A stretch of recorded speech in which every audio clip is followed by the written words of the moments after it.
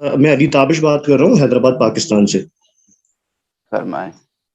اچھا قبلہ، میرے 3 سوال ہیں، سوالوں کی فہرست تو بہت لمبی ہے لیکن شاید وقت کا تقاضا نہیں ہوگا کہ سارے سوال کر سکوں، کوشش کروں گا کہ جلدی جلدی اپنے سوال کر لوں۔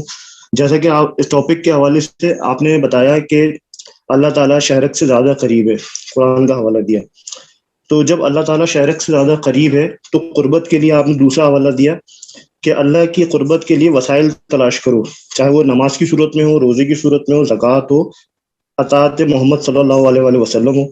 تیسرا آپ نے حوالہ دیا آل عمران کا کہ اے رسول آپ کہہ دیجئے کہ میری پیروی کرو اور اللہ کی قربت حاصل کرو۔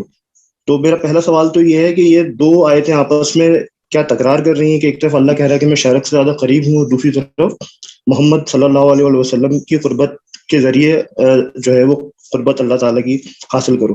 دوسرا سوال میرا یہ ہے، جیسا آپ نے حوالہ دیا قرآن کا کہ اللہ کی رسی کو مضبوطی سے تھامے رکھو اور گروہ بندی نہ کرو، تو اللہ کی رسی سے مراد محمد صلی اللہ علیہ وسلم و آل محمد اہل بیت ہے۔ تو یہ بینگ شیعہ تو ہم اس چیز کو مان لیتے ہیں، لیکن جو مکتبہ فکر اہل سنت ہیں یا دوسرے ہیں ان کو ہم اس پہ کیسے قائل کر سکتے ہیں؟ اچھا قبلہ، ایک سوال اور ہے کہ اللہ جیسا آپ نے کہا کہ قرب فرائض اور قرب نوافل، اس کا پتہ کیسے چلے گا کہ ہم اس وقت جو ہے وہ کس اسٹیج پر ہے؟ کہ ہمیں کیا یہ لگتا ہے کہ مناسب ہم نہیں ہے فرائض... کہ آپ ایک ایک سوال کریں جی تاکہ جی میں قبلہ، مختصر جواب دیتا ہوا آگے بڑھوں؟ جی جی قبلہ، بالکل بالکل، دیکھیے، جو آپ کا معذرت ہو۔ پہلا سوال ہے، پہلے تو یہ بات ذہن عالی میں رہے کہ قرآن مجید وہ کتاب ہے جس کے اندر کوئی کسی قسم کا تضاد اور تناقض کہیں پر بھی نہیں ہے،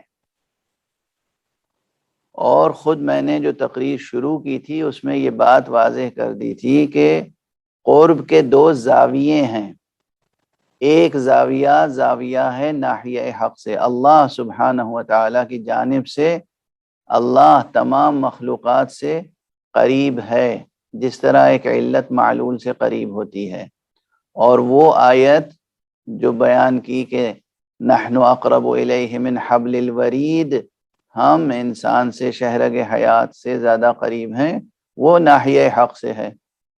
اور جو ہم قرب اختیار کرنا چاہتے ہیں، جو حکم دیا گیا وابتغوا الیہ الوسیلہ، یا اور مقامات پر کہا گیا کہ اللہ سے نزدیک ہونے کی کوشش کرو، یہ ہماری جانب سے ہے۔ 2 جانب الگ الگ ہوئے یا نہیں ہوئے؟ اللہ کی جانب سے اللہ سب سے برابر کی دوری یا برابر کے فاصلے یا برابر کی نزدیکی پر ہے، اور ہم مخلوق ہونے کی حیثیت سے اللہ سے مختلف فاصلوں پر ہیں، تو ہم کو کہا جا رہا ہے کہ تم نزدیک ہونے کی کوشش کرو۔ تو یہ 2 زاویے الگ الگ ہیں، ان میں کسی قسم کا کانفلکٹ یا کانٹرڈکشن نہیں ہے، تضاد نہیں ہے۔ یہ میرے اسی بیان سے واضح ہو گیا تھا جہاں میں نے عرض کیا قرب عام اور قرب خاص، تو کوئی تضاد نہیں ہے، اس میں کوئی تضاد نہیں ہے۔ آپ دوبارہ سماعت فرمائیے گا تو واضح ہو جائے گی بات، اور ویسے بھی قرآن مجید میں کہیں کوئی تضاد نہیں ہے۔ دوسرا کیا سوال تھا آپ کا؟ جزاک اللہ۔ اچھا قبلہ، معذرت کے ساتھ مجھے ناحیہ حق کا تھوڑا سا اگر آپ بتا دیں، میں نہیں جانتا کہ ناحیہ حق سے کیا مراد ہے۔ میرا دوسرا سوال یہ تھا کہ جیسا آپ نے کہا تھا کہ قرب فرائض اور قرب نوافل کر کے جو ہے ہم اللہ کی قربت حاصل کر سکتے آپ ہیں، کے لیے تو اگر بس میں... یہ کافی ہے سمجھنا کہ واجبات اللہ کی طرف سے جو واجب چیزیں ہیں، جی جی واجبات ادا کرنے سے ایک خاص مرتبہ قرب کا حاصل ہوتا ہے، اور جو چیزیں مستحبات ہیں وہ واجب نہیں ہیں لیکن نوافل ہیں، مستحبات ہیں، ان کو ادا کرنے سے ایک اور مرتبہ قرب کا حاصل ہوتا ہے۔ آپ اتنا ہی سمجھ لیں تو کافی ہے۔ جزاک اللہ قبلہ۔ اچھا قبلہ، ناحیہ حق بھی یہی چیز ہے یا وہ کوئی اور چیز ہے؟